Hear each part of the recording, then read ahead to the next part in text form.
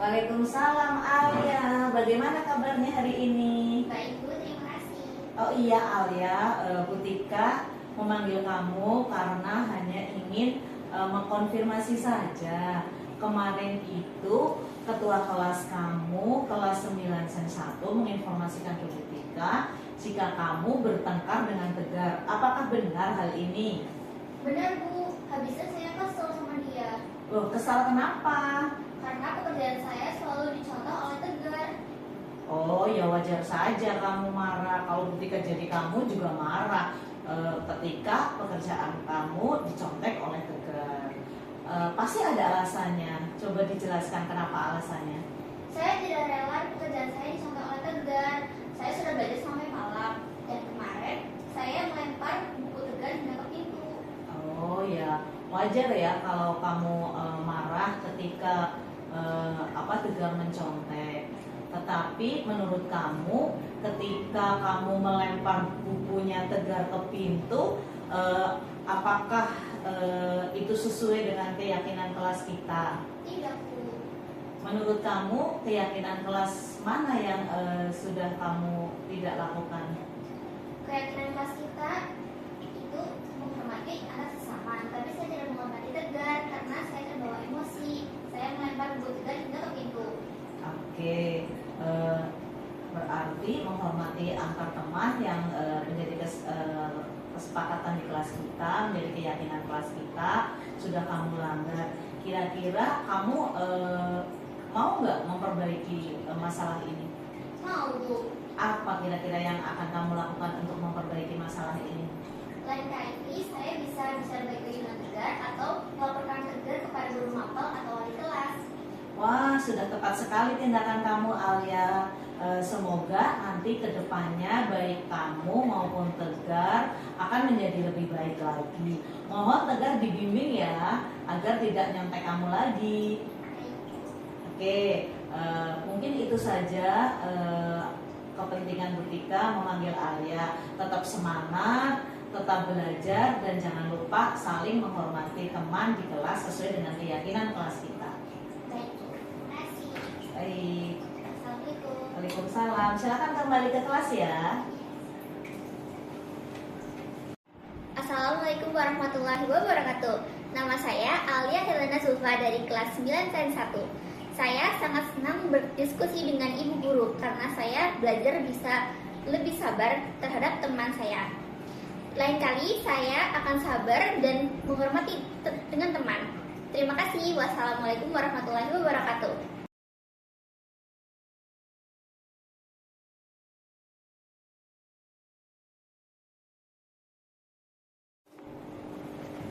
Assalamualaikum Bu Tika. Waalaikumsalam Angel. Silakan duduk. Bagaimana kabarnya hari ini? Sehat Bu. Iya, begini Angel, Bu Tika hari ini sengaja memanggil Angel untuk datang ke ruangannya Bu Tika karena kemarin Bu Tika dapat informasi tuh katanya di kelas 9 Sains 1 itu ada sesuatu nih, bisa diceritakan? Jadi ini Bu, saya mencoret-coret meja. Oh, mencoret-coret meja, pasti ada alasannya. Coba bisa dijelaskan Angel. Ini Bu, kemarin saya mendapatkan inspirasi dari online. Nah, itu kayaknya kalau misalkan disalurkan ke meja itu sepertinya lebih bagus Bu. Makanya saya coret-coret meja. Iya, Bu Tika sih sangat menghargai sama salut dengan kemampuan Angel dalam melukis. Karena sudah terkenal nih di seantero sekolahan kalau Angel bisa melukis. Hanya menurut Angel, apakah sesuai dengan keyakinan kelas kita? Tidak Bu, Keyakinan kelas mana itu yang tidak sesuai? kita harus menjaga dan merawat fasilitas sekolah Bu. Oke, berarti kita harus menjaga dan merawat fasilitas sekolah sesuai dengan keyakinan kelas kita. Menurut Angel, apa yang harus Angel lakukan? Saya harus lebih merawat dan menjaga fasilitas sekolah seperti meja dan kursi dan tidak boleh merusaknya lagi Bu. Oke, ada solusi nggak bagaimana menyelesaikan masalah ini? Mungkin saya akan mengecat ulang meja yang telah saya coret-coret karena di rumah saya sudah ada cat punya ayah saya Bu. Oh, Kira-kira tidak memberatkan ya Angel? Tidak Bu, saya akan bertanggung jawab Bu. Oke, baik, terima kasih. Berarti Angel mau memperbaiki diri dengan cara tidak mencoret-coret kembali fasilitas sekolah dan berusaha Untuk tidak merusak. tidak merusak. Baik. Itu saja Angel. Semoga bakat yang terpendam dari Angel, prestasi Angel semakin meningkat dan dilakukan sesuai dengan wadah yang benar. Ia tepat, semangat dan selalu berdoa kepada Allah agar prestasi Angel ke depannya menjadi lebih baik lagi dan tidak mengulangi lagi. Baik, mungkin cukup itu saja. Silakan bisa kembali ke kelas Angel. Maaf saya Bu. Ya, sama-sama. Waalaikumsalam warahmatullahi wabarakatuh. Assalamualaikum warahmatullahi wabarakatuh. Halo, saya Angel dari kelas 9 Sains 1. Saya senang bisa berdiskusi dengan Bu Guru sehingga saya belajar hal baru dan tidak akan pernah mengulangi kesalahan yang telah saya lakukan. Terima kasih. Assalamualaikum warahmatullahi wabarakatuh.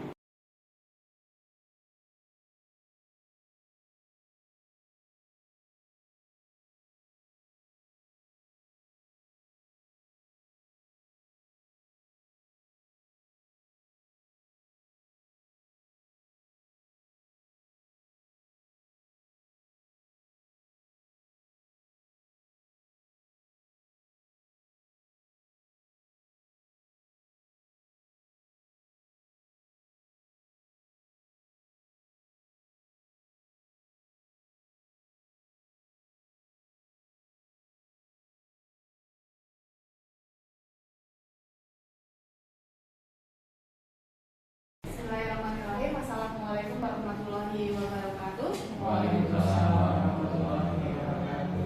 Alhamdulillahirabbil alamin wassalatu wassalamu ala asrofil anbiya'i wal mursalin wa ala alihi washabihi ajmain amma ba'du.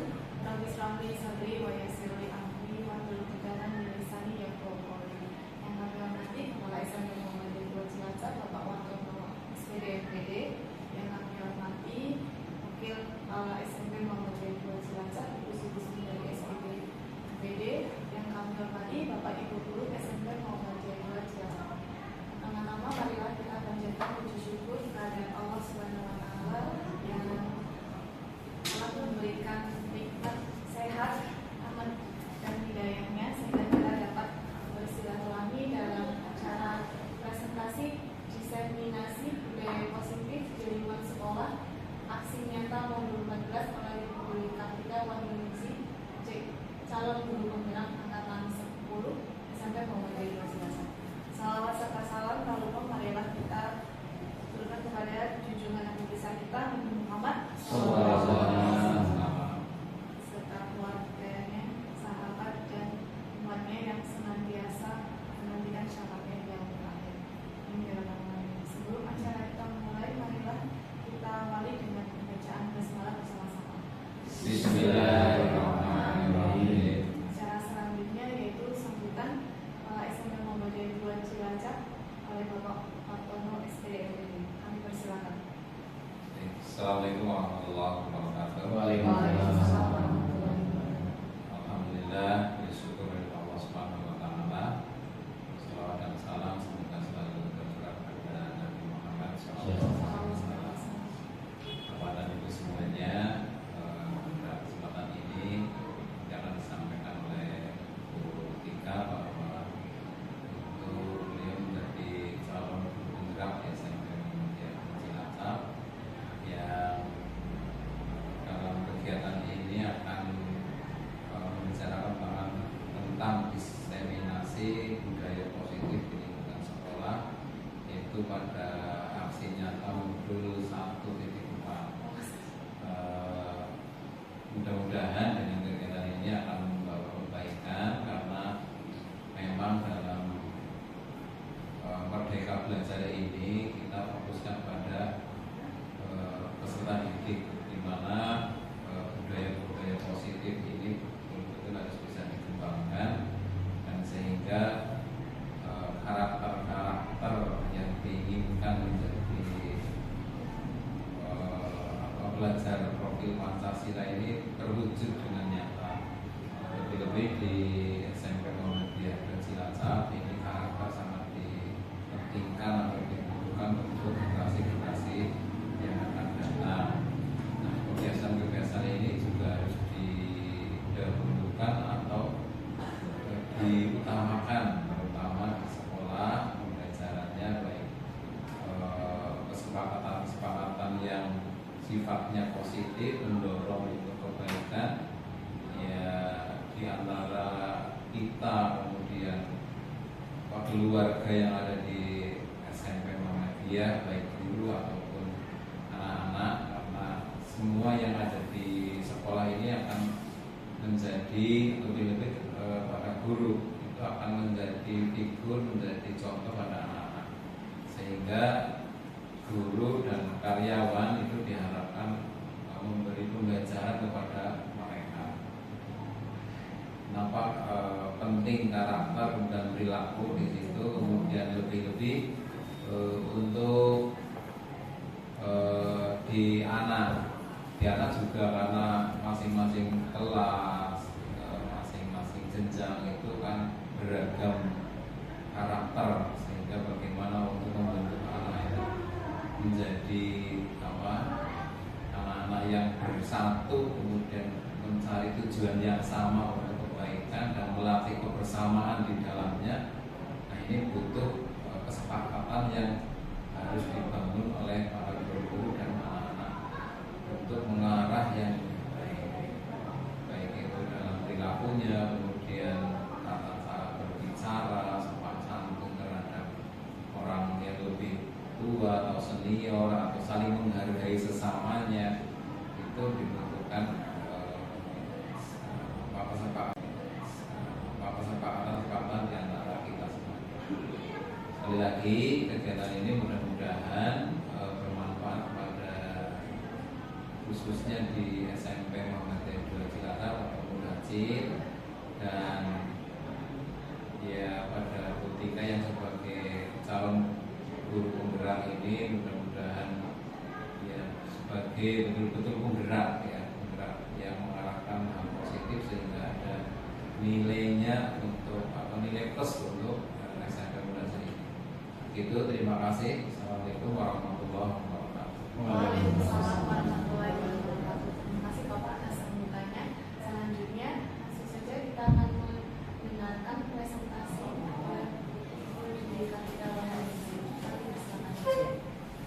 Baik, terima kasih atas waktu yang diberikan. Terima kasih kepada Bapak Kepala Sekolah yang sudah memberikan sedikit ular-ular masukan kepada kita semua tentang pentingnya budaya positif. Baik, yang kami hormati Bapak Kepala Sekolah SMP Muhammadiyah 2 Cilacap, yang kami hormati Ibu Wakil Kepala Sekolah SMP Muhammadiyah 2 Cilacap, serta rekan-rekan Bapak Ibu Guru SMP Muhammadiyah 2 Cilacap. Perkenalkan, saya Dwi Kartika Wahyuningsi, CGP Angkatan 10 dari SMP Muhammadiyah 2. Dalam hal ini sebenarnya acara diseminasi ini bukan sesuatu yang sesuatu yang hebat, kemudian terlihat seperti seminar-seminar, tetapi pada acara hari ini adalah kita saling sharing. Kebetulan kami dari calon guru penggerak mendapatkan ilmu dan sedikit tentang informasi budaya positif. Ini sangat berguna terutama bagi para wali kelas, kemudian guru BK, bagaimana penerapan budaya positif di SMP Muhammadiyah 2 Cilacap. Yang tadi sudah diberikan prakarta oleh Bapak Kepala Sekolah, budaya positif, kemudian karakter, insya Allah sudah digaungkan, sudah dilaksanakan oleh sebagian besar anak-anak kita. Harapannya setelah adanya diseminasi ini semakin meningkat, terutama karakter dan akhlak anak-anak. Baik, untuk berikutnya yang pertama kita akan apa sih contoh dari penerapan budaya positif yang telah kita terapkan.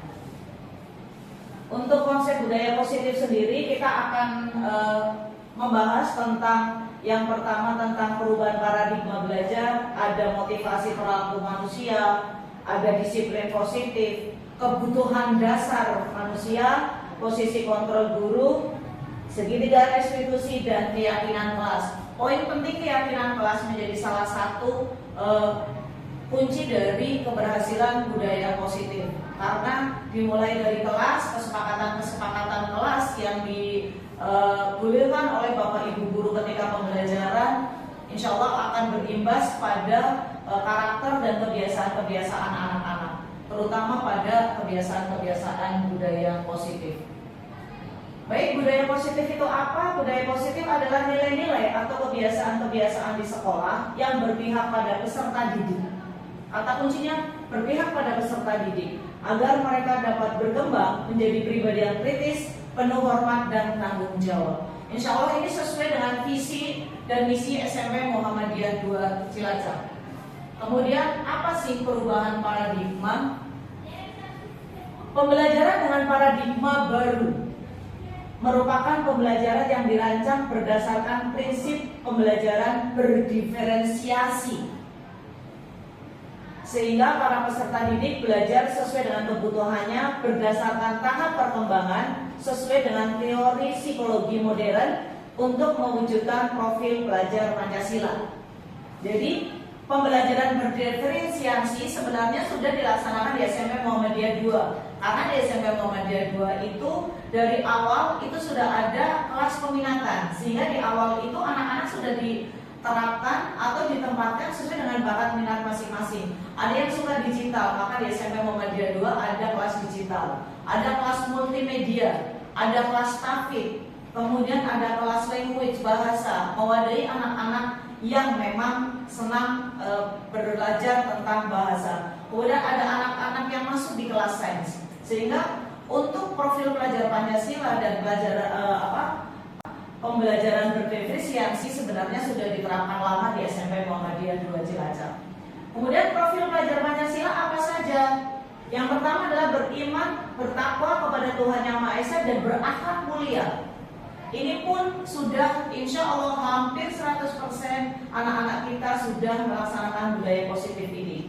Kemudian berbineka global, bergotong royong, banyak sekali kegiatan-kegiatan yang dilaksanakan di SMP Mudacil berbasis gotong royong. Kemudian kreatif, bernalar kritis, dan mandiri.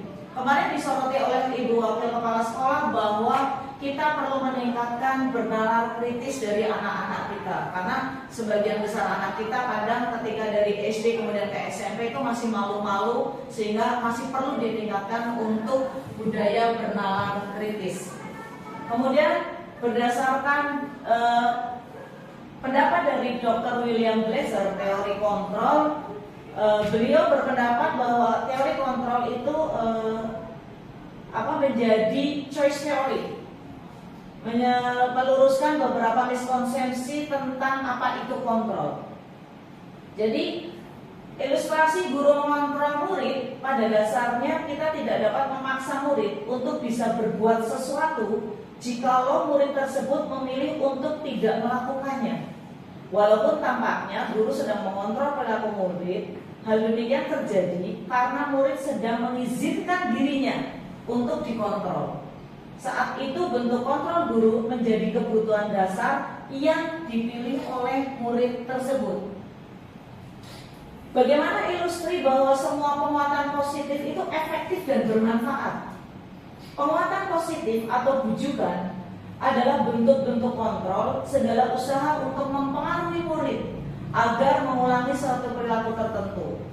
Dan itu adalah suatu usaha untuk mengontrol murid tersebut dalam jangka waktu tertentu. Kemudian murid tersebut akan menyadarinya dan mencoba untuk menolak bujukan kita, atau bisa jadi murid tersebut menjadi tergantung pada pendapat sang guru untuk berusaha.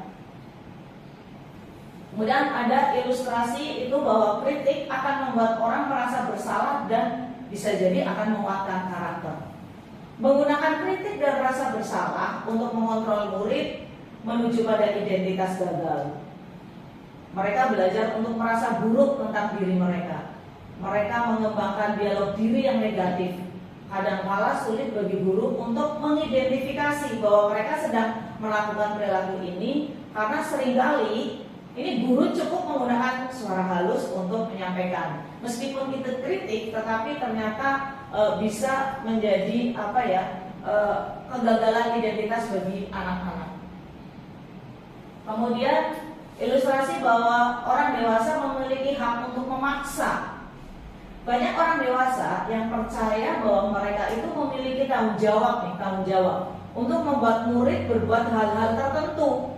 Tetapi apapun yang dilakukan bisa dapat diterima selama itu menjadi satu kemajuan berdasarkan pengukuran kinerja. Ini kalau menurut orang dewasa.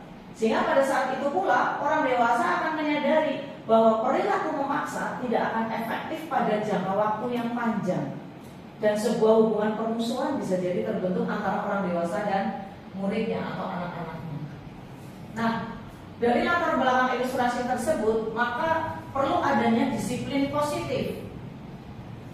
Disiplin positif berasal dari kata, kita akan mengulik dulu tentang apa itu disiplin.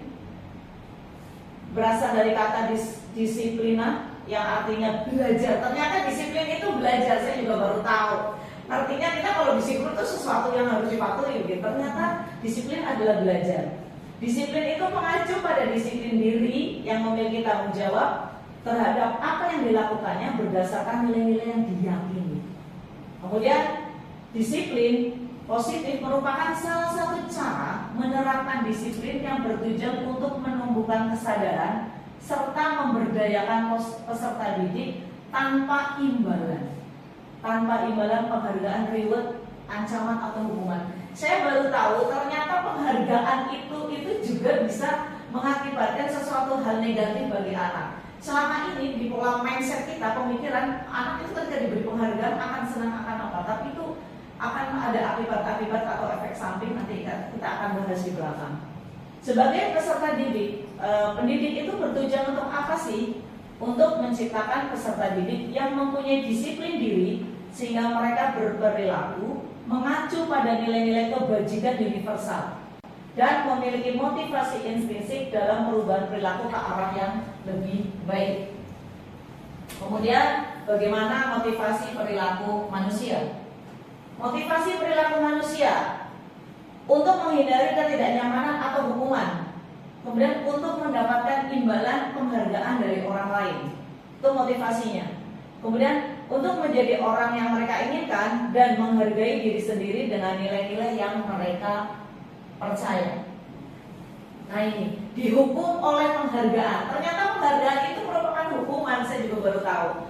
Pada saat kita berulang kali menjanjikan hadiah kepada anak-anak agar berperilaku tanggung jawab, atau kepada seorang murid agar mempelajari sesuatu yang baru, atau kepada seorang karyawan yang melakukan pekerjaannya yang berkualitas, kita itu sedang berasumsi bahwa mereka tidak dapat melakukannya atau mereka tidak akan memilih untuk melakukannya. Itu menurut pendapat dari Alfie Kohn.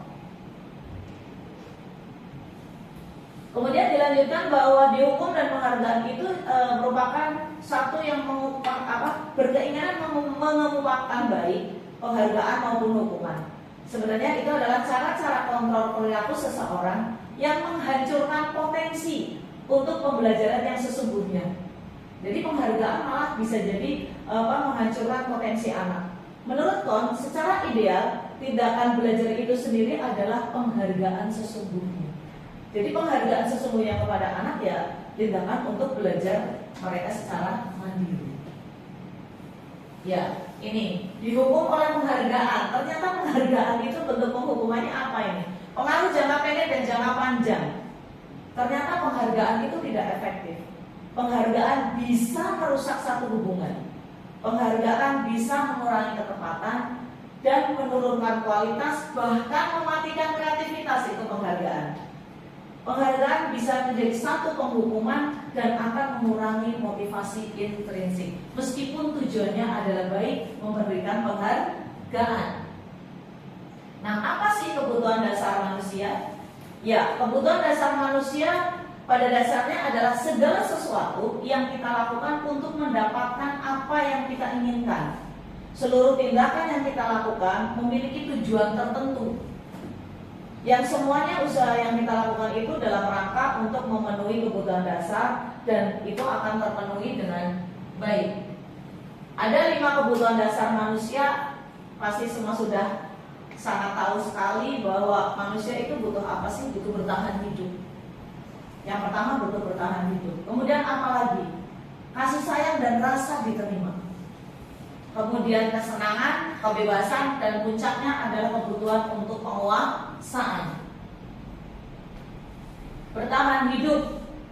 Kebutuhan bertahan hidup itu adalah kebutuhan yang bersifat fisiologis, yaitu untuk bertahan hidup. Misalnya kita butuh rumah, kita butuh makanan, kita butuh kesehatan untuk bisa bertahan hidup. Kemudian rasa ingin diterima. Kebutuhan ini meliputi kebutuhan yang akan ada hubungannya atau berkoneksi sosial, kebutuhan untuk saling memberi dan menerima. Ya, jadi memberi menerima kasih sayang, kebutuhan untuk merasa menjadi bagian dari satu kelompok. Sehingga kemudian ada kelompok-kelompok pangkat minat, ada kelompok hobi, ada kelompok mungkin sains. Bahkan bisa jadi sekarang ini ada beberapa kelompok-kelompok sosial kita sebagai bentuk ekspresi karena rasa ingin diterima. Kemudian kebebasan, kebutuhan akan kemandirian, otonomi, memiliki pilihan, dan mampu mengendalikan arah hidup seseorang. Anak-anak dengan kebutuhan kebebasan ini yang sangat tinggi, itu akan makanya memiliki pilihan.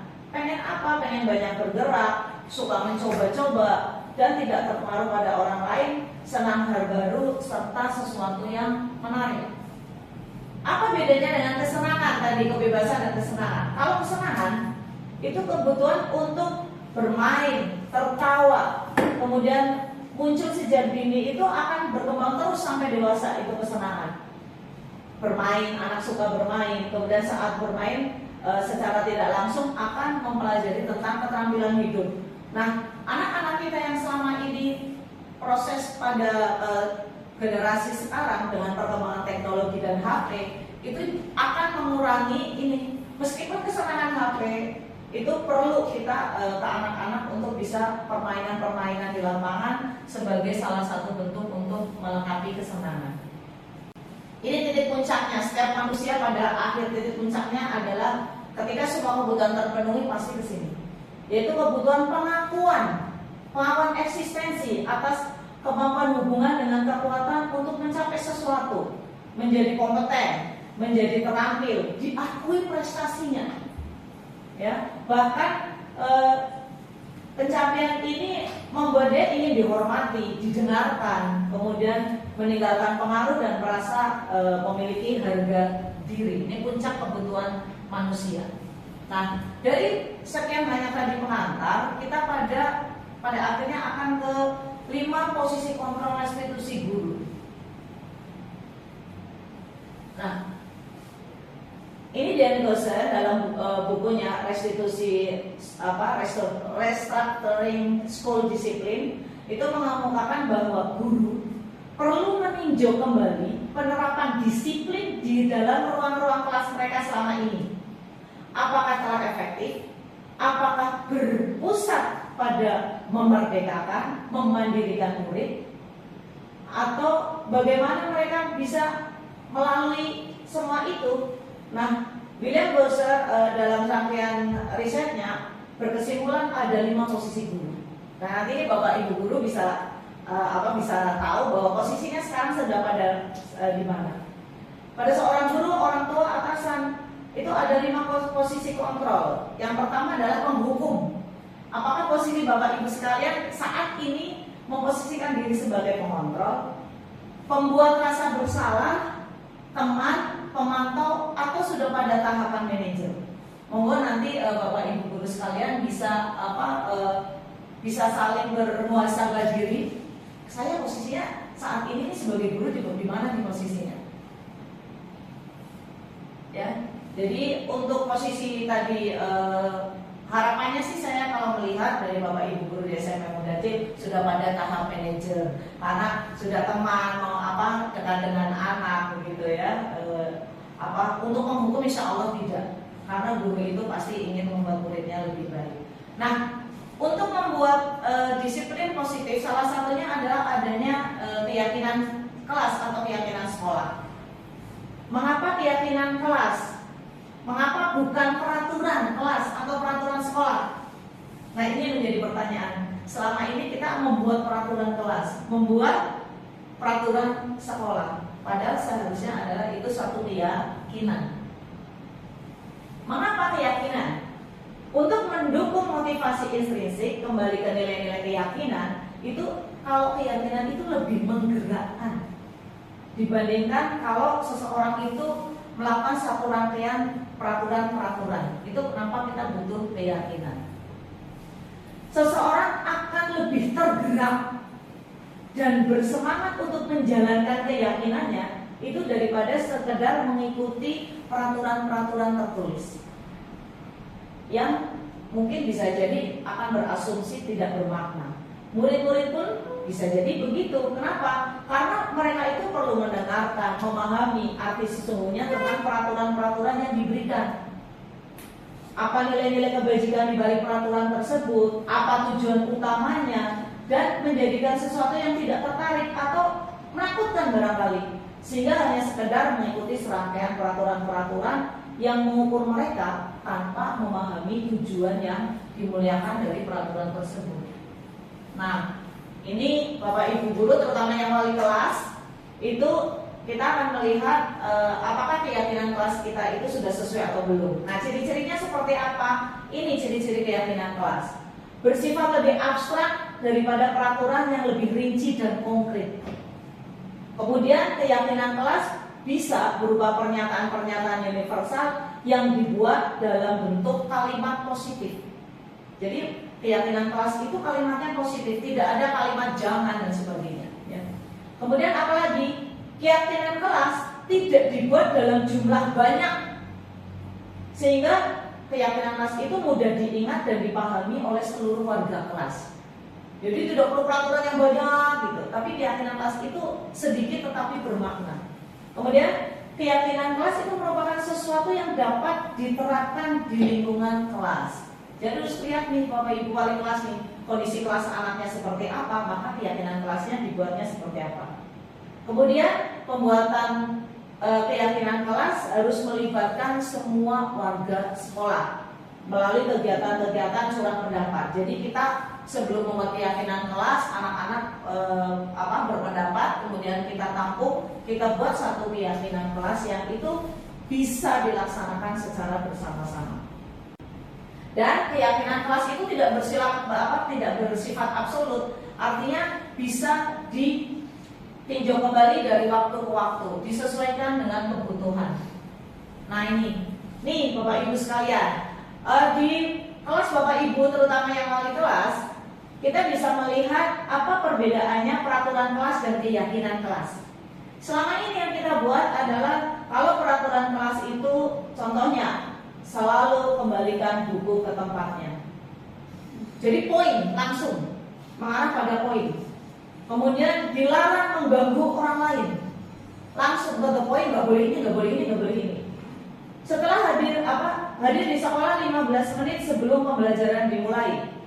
Dilarang melakukan kekerasan, dilarang menggunakan narkoba, bergantian menunggu giliran. Itu contoh peraturan. Nah, keyakinan kelas tadi kan bersifat abstrak. Nah, ini contohnya. Berarti keyakinan kelas itu tidak poin per poin. Tanggung jawab anak, poinnya adalah anak pada keyakinan kelas bertanggung jawab. Bertanggung jawab itu sangat abstrak, bisa sangat luas. Kemudian menghormati orang lain. Kemudian apa? Keselamatan dan menghormati orang lain. Kesehatan. Jadi tidak dilarang narkoba, dilarang merokok, itu tidak. Tapi poin secara abstrak, secara universalnya adalah kesehatan. Jadi anak-anak harus memperhatikan kesehatan. Maka anak dilatih untuk berpikir, apa sih kesehatan? Apa sih yang boleh dilakukan, apa yang tidak? Kemudian menghormati orang lain dan bersabar. Itu contoh keyakinan kelas. Jadi selama ini saya sendiri pun baru tahu, oh iya, berarti masih pada peraturan yang kita, belum pada keyakinan kelas. Ini contoh keyakinan kelas. Ada religi, menghormati dan menghargai guru, teman, seluruh warga sekolah, menjaga kekompakan, persatuan dan kesatuan. Jadi bahasa-bahasanya secara abstrak dan universal. berpakaian lengkap, rapi, dan disiplin, menjaga kenyamanan kelas, serta melaksanakan dan mensukseskan kegiatan sekolah. Kalimat mensukseskan kegiatan sekolah berarti apa? Anak-anak apapun yang terjadi harus ikut kegiatan sekolah. Itu contoh keyakinan kelas. Oke. Kemudian kita akan membahas tentang restitusi. What's a meaning restitusi? Apa itu restitusi? Restitusi adalah proses menciptakan kondisi bagi murid untuk memperbaiki kesalahan mereka, sehingga mereka bisa kembali pada kelompok mereka dengan karakter yang lebih kuat. Jadi tujuannya adalah agar anak-anak bisa menjadi lebih baik lagi dan mereka tidak minder ketika kembali ke kelas.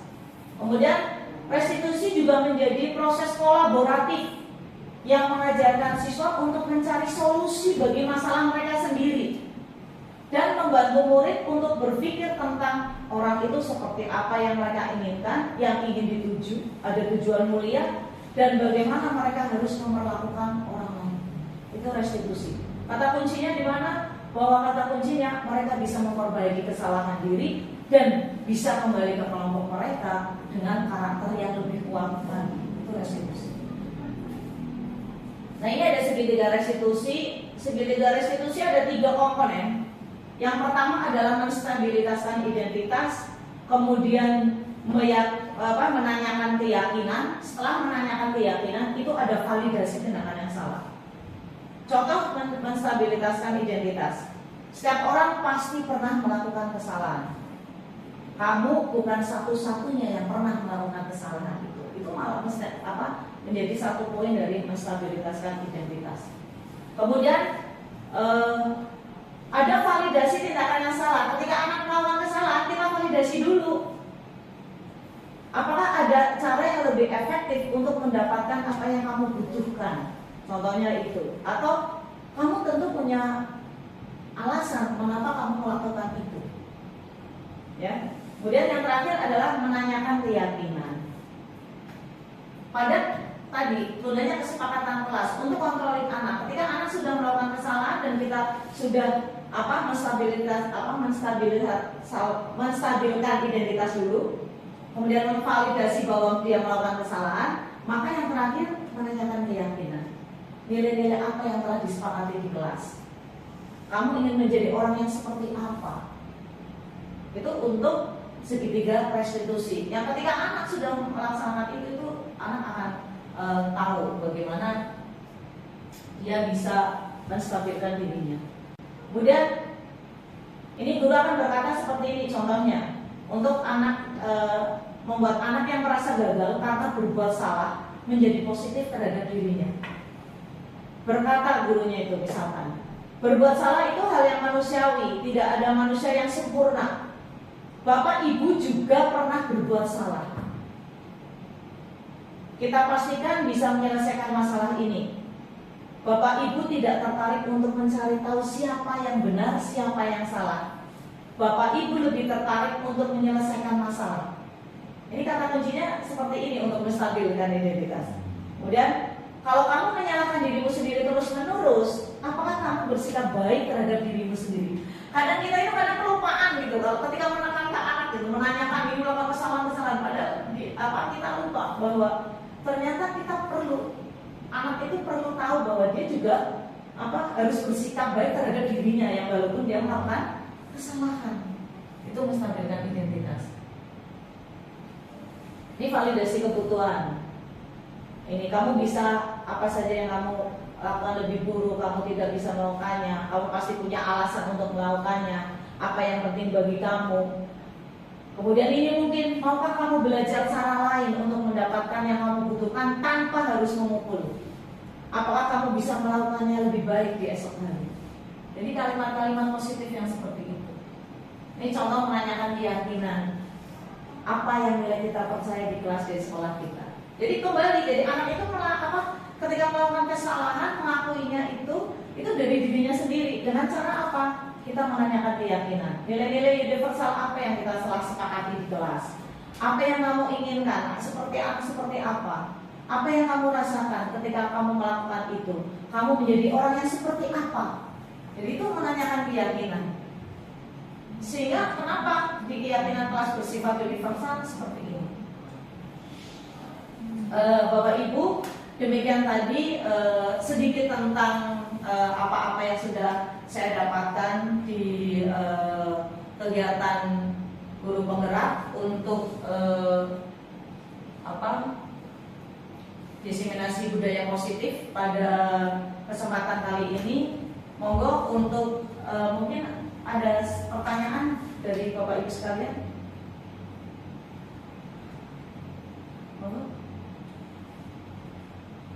Untuk kegiatan positif, barangkali Pak Supri biasanya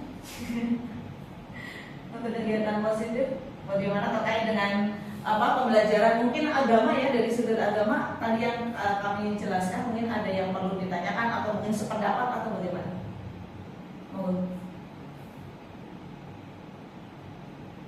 Bu Sia selaku guru BK, adakah yang mungkin bertentangan atau sesuai menurut Bu Sia bagaimana? Sesuai sih. Disiplin adalah belajar. Jadi belajar bukan hanya belajar jadi tidak tahu menjadi tahu, tapi di sini disiplin mungkin seperti yang sudah disampaikan bahwa disiplin belajar mereka bertanggung jawab atas kesepakatan yang telah dibuat, dan itu mereka tanpa menyadari bahwa itu memang mereka sedang belajar dengan aturan, tapi karena dari kecil mereka di sekolah dari TK, SD, SMP ini hanya mengenal ini peraturan gitu, karena memang dari awal kita dipelajari seperti itu. Terus dua yang menarik itu tadi yang peraturan diganti dengan keyakinan, ini membuat saya bertanya gitu, karena kita dari kecil hanya tahu peraturan, tapi bagaimana mengubah pola pikir kita, anak-anak terutama, biar mereka itu menyadari dari diri sendiri bahwa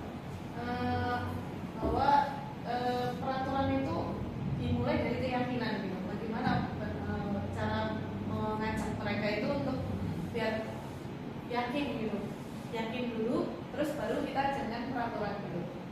Karena tadi budaya positif ternyata untuk anak lebih baik menanamkan keyakinan daripada peraturan gitu. Langkahnya awalnya itu bagaimana menurut Bu Tika? Baik, terima kasih Mbak Siza. Untuk ya sama, saya juga baru mempelajari begitu ya. Artinya mindset selama ini kita itu semua dengan peraturan, dilarang, tidak boleh, semuanya seperti itu. Ternyata setelah dikaji dari beberapa pendapat ahli, terutama untuk yang ahli psikologi begitu, kita mengubah dari satu peraturan menjadi keyakinan kelas itu ya. Untuk saat ini kita belajar bersama-sama. Tadi mindsetnya kita mulai dari mengenalkan budaya positif. Kalau di SMA belajar kan mungkin dengan anak sudah sholat berjamaah, bertadarus, kemudian ada infak untuk berbagi, kemudian ada berkurban, makna berkurban seperti apa, sebenarnya itu sudah dilakukan, hanya perlu diarahkan. Nah, untuk membuat keyakinan kelas memang kita mulai dari saat ini. Jadi keyakinan kelas itu dimulai dari memberikan pemahaman ke anak-anak. Makanya tadi ada yang pertama itu curah pendapat. Jadi anak-anak tuh pengennya apa? Biar mereka Bu pengen ini, nggak boleh ini, Nah, dari situ kita arahkan, kita tampung semua yang diinginkan oleh anak. Kita mulai dari itu, karena merubah mindset itu sangat luar biasa sulitnya. Karena itu udah tertanam dari kecil. Saya pun begitu, artinya peraturan boleh dan tidak boleh. Kalau pelanggaran mesti ada hukuman. Kalau berprestasi mesti dapat penghargaan. Dan ternyata saya juga baru tahu ternyata penghargaan juga tidak seemas itu maknanya begitu. Nah, jadi kita mulai dari tadi hal yang kecil dulu, keyakinan kelas, anak curhat dulu, pendapatnya pengen apa-apa ditulis. Kemudian kita ke anak-anak, kita tawarkan. Karena ciri-ciri keyakinan kelas adalah bersifat abstrak, tidak boleh rinci begitu. Jadi itu artinya kenapa abstrak, itu universal, itu bisa mewadahi semuanya. Tadi contohnya ini, kembalikan buku pada tempatnya. Itu pengennya apa? Anak disiplin setelah membaca, ya dikembalikan. Tetapi kita perlu apa? Keyakinan kelas kita tulis tanggung jawab. Nah, anak-anak nanti, ayo anak-anak, tadi yang termasuk tanggung jawab itu apa? Misalkan, Bu, saya mau kembalikan buku, saya setelah minum dikembalikan ke tempatnya, setelah nyapu dikembalikan ke tempatnya. Nah, curang-curang itu kita langsung kelompokkan anak-anak, kalau yang ini namanya tanggung jawab. Jadi kalau kalian melaksanakan apa yang sudah kalian tadi sebutkan, itu kalian sudah bertanggung jawab. Maka kalau yang tidak melakukan itu artinya apa? Nah, anak dibuat begitu. Kata-katanya lebih universal, menghormati orang lain.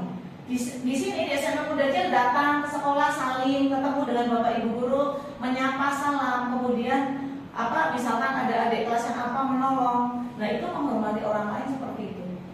Ya, jadi di curahan kita menampung anak-anak itu keinginannya apa kita tampung. Nah, itu nanti kita kelompok-kelompokkan. Kemudian menghormati orang lain sudah, kemudian berkomitmen, contohnya kesehatan. Nah, ini agak sulit karena selama ini kita kan dilarang merokok, dilarang membawa narkoba, dilarang ini. Nah, setelah anak sudah itu kita berikan pemahaman. Kita ada pemahaman tentang bahaya merokok, bahaya narkoba, macam-macam. Terus kemudian di sekolah kita kan juga pernah tuh kita sering kerjasama MOU dengan puskesmas. Nah, ketika ada kegiatan-kegiatan tersebut, di endingnya kita sadarkan ke anak-anak tentang pentingnya kesehatan. Nah, ketika di pas waktu membuat keyakinan kelas, kita ingatkan apa yang sudah kita berikan ke anak-anak. Sebenarnya kita tuh sudah melakukan semua itu. Hanya memang perlu ada pengelompokan seperti itu. Kemudian menghormati orang lain, ada bersabar begitu. Misalkan Bu tidak boleh memukul, tidak boleh ini, biasanya menghargai teman dan lain-lain. Nah, itu nanti konteks. Nanti ini mungkin Pak Guru Agama, Bu Guru Agama menjelaskan, kemudian mungkin guru PKN apa itu makna bersabar. Nah, dari situ anak-anak kita pancing seperti itu, kemudian kita ngomongkan ini loh makna bersabar seperti ini. Jadi memang itu butuh proses yang banyak. Sebenarnya sudah kita lakukan, hanya kita butuh ke anak itu memahamkan konsep dulu. Jadi memang tidak ketika universal seperti ini akan mewadahi ketika anak itu melakukan, oh ya sadar, ketika aku melakukan aku salah nih, berarti aku tidak bertanggung jawab nih, kok setelah nyapu geletak aja. Jadi melatih itu dengan kesadaran sendiri. Jadi semua itu titik masalahnya kita bagaimana anak bisa menyadari kesadaran sendiri, bermandiri dan tahu ketika melakukan kesalahan kita nggak kamu salahnya di sini, tapi kita tanya keyakinan kelas. Ayo, kamu tadi melakukan itu, ada nggak keyakinan kelas yang tidak kamu lakukan? Atau apa yang kamu lakukan tadi sesuai kesepakatan kelas atau keyakinan kelas atau tidak? Nah, di situ anak akan terpancing. Jadi kalimat justice menjudge, membuat dia merasa bersalah itu yang mungkin saya sering lakukan dan mungkin beberapa teman lakukan. Harusnya itu kembali ke keyakinan kelas. Tanyakan, kamu ada nggak? Jadi dia akan menyadari kesalahannya, diharapkan dia akan bisa memperbaiki dan tidak melakukan kembali. Mungkin itu saja Bu Asisa. Cukup? Ya, terima kasih. Mungkin itu dulu dari saya. Terima kasih atas kehadirannya teman-teman. Semoga bisa bermanfaat meskipun sedikit dan nanti bisa diaplikasikan di sekolah kita secara bersama-sama. Terima kasih. Assalamualaikum warahmatullahi wabarakatuh. Waalaikumsalam warahmatullahi wabarakatuh. Ya, selamat beraktivitas kembali.